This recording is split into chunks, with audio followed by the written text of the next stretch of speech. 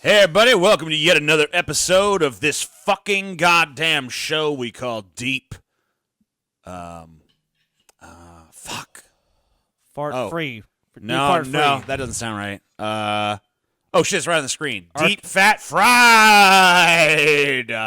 Woo! Took you long enough to find it. Yeah, I was just, What were you waiting for? I don't know, Paul. What are you waiting for, Paul? I don't know, TJ. Dude, if I knew the answer to that question, I'd be a fucking gozillionaire. Sorry, TJ's gonna... Scotty, by the way, you're a piece of shit, dude. You nearly got me caught. I killed someone in my dream last night, and then you kept fucking poking around asking all these damn questions and shit. Well, dude, it's just because, like... This homeless crackhead kept coming to my house, Well, you should and kill finally him, got dude. sick of it, and I strangled him to death. And I started I bundled Sorry, his body TJ. up in some blankets, and you're like, what's bundled up in them blankets? I got Looks unleashed my suspicious and luscious stuff." locks. I don't even care what you were saying, TJ. I'm glad I almost got Oh, you yeah, caught. everyone loves Scotty's hair. Oh, let me just Unleash the locks. let me just free my hair. People were saying it was like the scene in like the cliche scene in a 90s movie where Dude. the like homely girl fucking lets her hair Oh, down. damn, and I'm a homely girl. Yeah, and all of a I'm a sudden homely she's girl. hot and shit, you know? Dude, I'm a homely girl. there was a petition for you to just like wear it like that all the time and all that. Look at this photograph. Oh, yeah. Look at Every time I do it my makes me luscious hair, laugh. TJ. And your lack of hair. You are rocking the Chad Kroeger, dude. The Yeah. short crop beard and the long blonde hair, dude. That's true. This Hey, guy looks like Chad Kroger. I'm fine being a member of Nickelback, dude. They're rich as Look shit. at this photograph. Yeah, what's Chad Kroger's net worth? Like $100 million or something, dude. It's ridiculous. I mean, Yeah. they don't make no money no more, but he made a bunch back in the day. He They made doesn't a- have to make no money. Dude, they made a deal with Live Nation for $100 million, so I think they're like... Live Nation's like, they're going to be popular forever. I still think they do pretty well touring, dude. Probably. They're just like some fucking milquetoast rock band. It's like, it's rock music. I like rock music. I'll go. $60 million. Yeah, I mean, that's not bad. I love the way you look at me. I love the way you smack my ass. That's Puddle of Mud. So 2/3 of this show are fat, right? Right? Yeah. Wait a minute. Hold on. What's up? Who's included in that? You and me. I'm not fat. Oh, sorry. So No. 1/3 of the show is I was fat. told my whole life I was husky. Yeah, okay. So we got 1/3 fat, 1/3 husky up on this show. Yeah. The word fat is right in our name. You know, originally I wanted to call this show the Southern Fried Podcast. It literally came to me in a dream. But I brought that to Paul and Scott. I think Paul was kind of like Southern. I don't want it tied to no South, so fuck that. Dude, Paul's prejudiced against the South. I know. He is. So I ignored the Can wisdom. you blame me? Yeah, I don't. Why do you feel so paranoid here, Paul? You always feel like you're like Yeah, you under scared. attack, Why you man. scared, bitch? It's not about Why are me. you scared, man? I'm just a paranoid type, and this is the type of place where cops be sniffing around in your shit. And You other people know, be sniffing you around ain't in nothing from bad around happened to here, you. are you, nosy boy? ass Ain't bullshit down here. Nothing bad Anyway, happened to Paul since he lived here. So a lot of people, we changed our name. We ultimately morphed to Deep Fat Fried, and a lot of people at the time they kept wanting to call it Deep Fried Fat. You guys remember that shit? Yeah, they people had a real hard time with deep fat fried at first. Yeah, which is I thought it was pretty common knowledge that this method of cooking was called deep fat frying, and most people just call it deep frying. Right. But deep fried fat doesn't make sense. You don't fry fat; you're frying in fat. Right. So that's why it's called deep fat fried, deep fat frying. It's a cooking method. More importantly, though, fat is in the middle of our fucking name because fat is at the heart of what makes this show great. Fat agree. is where it's at. Even our Patreon content is described in terms of food. We talk about the chef's table, the $5 chef's table, and then the chef's table is the $10 one. Yep. The buffet is the $5 one. Right. So you got a buffet, we got a chef's table. It's all about, we describe our content in terms of delicious contento that, the audience is being fed and stuff. So we have a strong relationship with eating, with food, with fatness. I have to object to one thing you said, though. Yes. We didn't say that about the show. That's actually Senor Tomat. Senor Tomat, of course. That's right. Who speaks for the show. Well, obviously. We haven't seen him around in a while either. Yeah. Where's Tomat? I don't know. I think rumors of his demise are greatly exaggerated. He's probably just off conquering a galaxy somewhere or something. He'll be back. So I think it's appropriate we talk once again about fatness, bro. Got some fat anime bitches here. They fat. They fat, bro. They blubbergumptious. Them fat ass anime bitches, bro. Suck on them big fat anime jelly Dude, rolls, it's man. like, dude, their clothes are too small because they got fat so suddenly. Yeah, sudden fat. You see all that fried food behind him, too, you know? It's implied they ate all that shit. Damn. So I think it's appropriate we talk about fatness once again. This time I'd like to look at two related phenomena. And the first is when a famous person who was formerly, you know, skinny or average or whatever the fuck becomes fat. Because it's kind of fascinating to me. The second is when it's the opposite. When a big, fat, famous person loses weight, starts to become a slight little pathetic twig of their former selves. I mean, you have to admit, it is like you're giving something up. Because like when you're fat, it's like you're just saying like, I'll eat whatever I want. I kind of just live the lifestyle I want. And then when you become skinny, it's like you're committing to like, I'm going to work out and eat right and actually care about this. So betrayal. Let me talk. It is. Let me talk to you guys about my genuine feelings about this. And I realize these feelings are irrational feelings. But I really like it when a celebrity gets fat. And I really dislike it when a fat celebrity gets skinny. It really does seem like I'm being stabbed in the fucking back fat. How do you know know what I'm the saying? ones that go back and forth? Like, the only one I can think that really yo-yos a lot like that is Oprah, who we might cover in this episode or we might not. She's kind of like an ace in the hole on this one. But the reason I didn't overtly pull her was because I started to get into it, and it's just so fucking hard to suss out because she just ballooned and she just yo-yoed so much. It was just, I'm fat, I'm skinny. Here's a diet supplement. I'm fat again. Holy shit. You know? And she would constantly seesaw up and down, up and down, up and down. She's constantly peddling diet pills and diet this I don't know, and diet man. that. You know, on the surface, I think your instinct was wrong, but I think, you know, honestly, if there's that much meat on that bone, then maybe it's just you have to do an Oprah episode, TJ. You already Maybe. We've already done an Oprah video. I mean, I think she's definitely worth doing an episode on. But, man, it's just her career is so expansive and so many things have happened in it. It's kind of hard. Actually, doing this episode, I almost wanted to change it into an episode just about our first subject here. This man, who you might recognize as being Elvis Presley. It's Kurt Cobain. Yeah. He was kind of the Kurt Cobain of his time. Of his time. Yeah, I mean, you know, he was the predominant rock star of the age, the time, the place. He drove the fucking ladies crazy, drove their parents even more crazy in a different direction. You know, people all had a strong feeling about Elvis, and he fucking sold out giant fucking arenas and all that shit. But honestly, Elvis, his star has faded in recent years because it turns out millennials, which is technically my generation, I guess, are not big on Elvis. You know, he doesn't get streamed nearly as much as other nostalgia acts like, say, the Beatles or David Bowie. Sure. Maybe this is due to exaggerated claims, or I can say, you know, it's up for debate whether they're exaggerated or not. But exaggerated claims, in my view, that he stole black music. The reality is that Presley was one of many artists in a biracial rock and roll movement, and he never hesitated to give credit where credit's due. There's this idea out there that Elvis just wantonly stole music from the black man and was just like, I made this. But here's Elvis talking about it. A lot of people think I started this business, but rock and roll was here a long time before I came along. Nobody can sing that kind of music like colored people, which, by the way, was the fucking acceptable term at the time, so fuck you.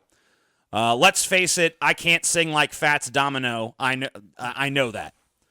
So Elvis was not someone who was shying away from talking about his influences, talking about where his sound came from, shit like that. He was given credit where credit was due. Did Elvis have an unfair advantage over black artists because of his skin color? Absolutely. But that was not by his own design. He didn't create America's racism. In fact, he was a force against it. As one black publication at the time of his popularity stated, Presley makes no secret of his respect for the Negroes, once again, the appropriate terms of the time, nor of their influence on his singing. Furthermore, he does not shun them either in public or private. So whether Elvis is widely listened to or not anymore, it's undeniable he inspired a great many people who are still listened to, such as the Beatles, as we mentioned before. John Lennon once said, "Nothing affected me until I heard Elvis. Without Elvis, there would be no Beatles." I can't begin to tell you how many bands were influenced by the Beatles. Obviously, we know Alice Cooper and Ozzy Osbourne. Basically, you take Elvis out of the fucking equation of the lineage of popular music, and the music we're listening to today is totally different than what it is now. I mean, you can make a strong argument for pretty much any act that followed the Beatles that became popular in rock being influenced by their sound and right, production. absolutely. And of course, if they're fucking saying it's all about John Lennon saying, "Hey, it's all about Elvis" to me, effusive about Elvis, right? Even though Elvis ended up hating them later in life. That's great. The reason I'm getting into all this is because I want everyone to really grasp how vital Elvis Presley was to modern music, because I know not everyone today likes him or respects him or necessarily listens to him, but I just feel like it's important that you grasp how fucking important he was before I remind you that he died fat as fuck on the toilet. The before See, and this after. is the best Elvis to me. The big fat rhinestone Elvis that would mop his brow with the thing and throw it to the ladies. You know what I mean? Thank you. Thank you very much. Can you do an Elvis, Paul? A little bit, yeah. There you go. No. So David Deal of festivalpeak.com writes, our last impression of Elvis is the fat Elvis of the 1970s.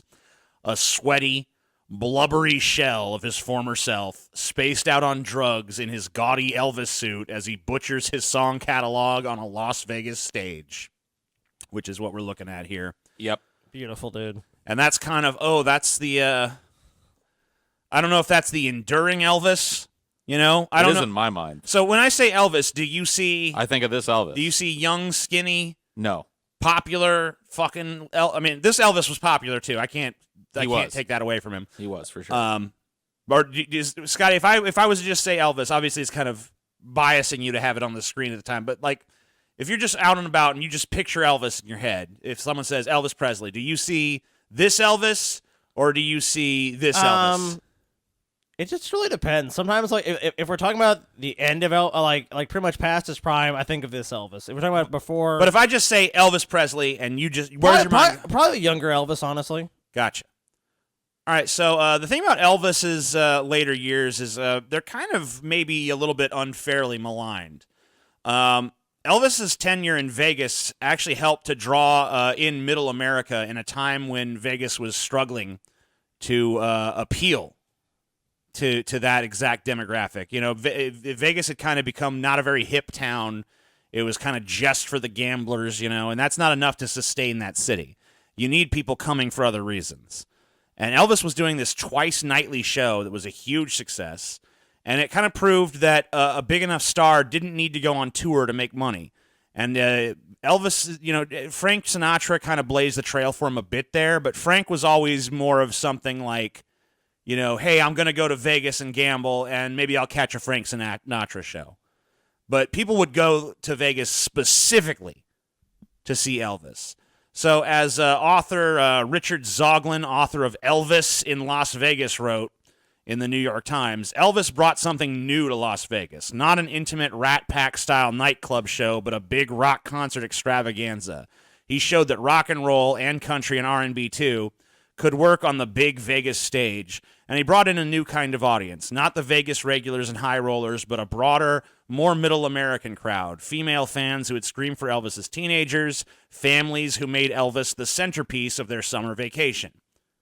So Elvis was a huge draw to Vegas, and of course Vegas loves anything that's going to get people in Vegas because these, like most tourist traps that, we talk about in our tourist traps episode, it's all about get them there with some kind of razzle-dazzle and then part them with as much of their money as you possibly can. Well, bless my soul, what do I see?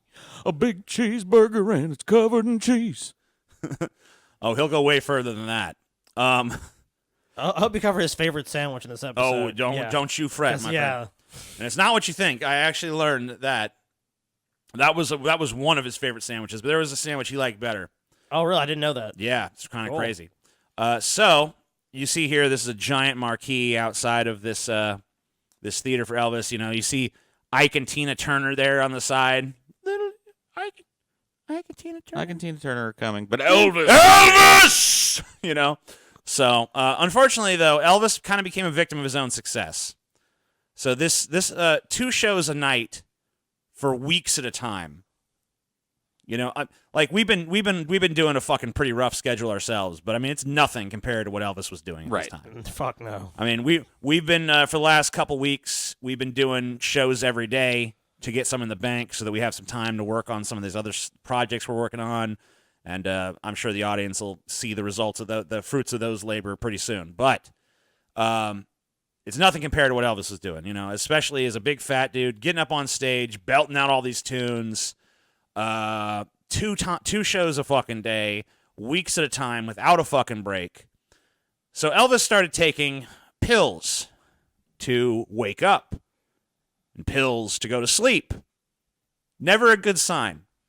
It's when you have to regulate your body's sleep cycle with medication to that extent, it tends to be a pretty bad warning sign. He also ate excessively. His diet was insanely poor. One of his favorite sandwiches, which Scotty was just referencing a minute ago, is a peanut butter and banana sandwich, which he also liked to add heaps of bacon onto. He was a big fan of peanut butter. He was a big fan of bacon. Okay? But that's not his favorite sandwich. And was that by the way, wasn't that also deep fried? Yes. Yes. It was also a deep fried sandwich. Thank you. So you take peanut butter, banana, bacon, put it on a sandwich, deep fry that son of a bitch. You got yourself a fucking sandwich, my friend. That sandwich is now called the Elvis, by the way. This is Elvis's private plane here, the Lisa Marie, named after his daughter. Elvis was so fucking fat that at one time he flew for 2 hours in a private jet, spent $16,000 to fly to a restaurant in Denver called the Colorado Mine Company, because they had a sandwich on the menu called the Fool's Gold Loaf. Fool's Gold Loaf. The Fool's Gold Loaf. Whoa. Take a whole loaf of Italian bread. Gotcha. Slice it lengthwise. Hollow it out and slather it with margarine. Then add a whole jar of jelly and a whole jar of creamy peanut butter, creating 2 large boats of peanut butter and jelly. Wow.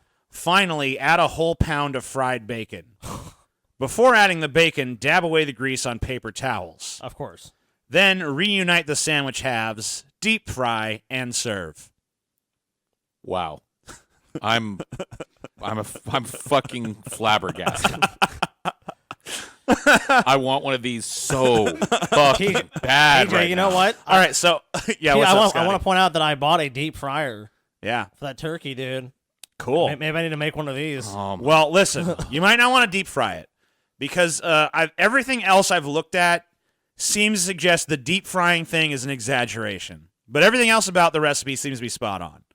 The sandwich is tens of thousands of calories.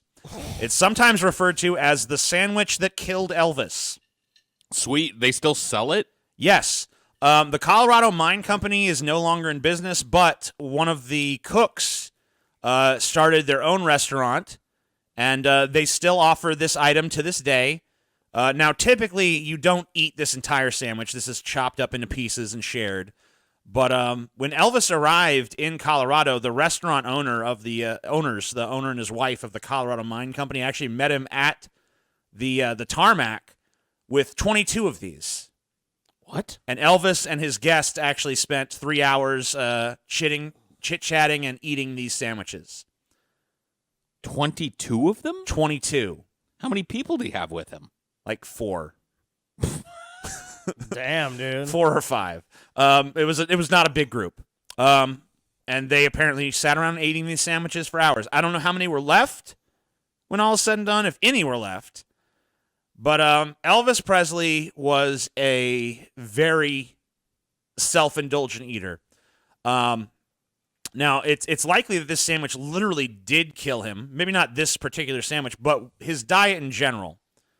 Because the most likely cause of Elvis's death was constipation. Damn. Couldn't shit, now, dude. He was on opiates and stuff. His doctor, who was a lot of people blame his doctor for his death, by the way, Dr. Nick, which is probably how the Simpsons got the name of their quack doctor, Hi, by the way. Hi, everybody. So The coroner actually found over 35 pounds of white, chalky fecal matter in Elvis's colon at the time of his death. White and chalky? White and chalky. As humiliating as this fact is, he was found on the floor in front of his toilet. His colon, during the autopsy, was found to be 5 to 6 inches. Now, I don't know if that's width or circumference, but I know that that's double the normal size. The length of his colon was between 8 and 9 feet. The average is 4 to 5 feet. So, obviously, there was this huge backup in his colon that was actually distorting his colon to be about twice the size of a normal human colon. The examiners found food that had been in his colon, they estimated, for 4 to 5 months. Jesus. What the fuck, dude? They said Elvis Presley's body was basically toxic, and that it's a wonder he lasted as long as he did.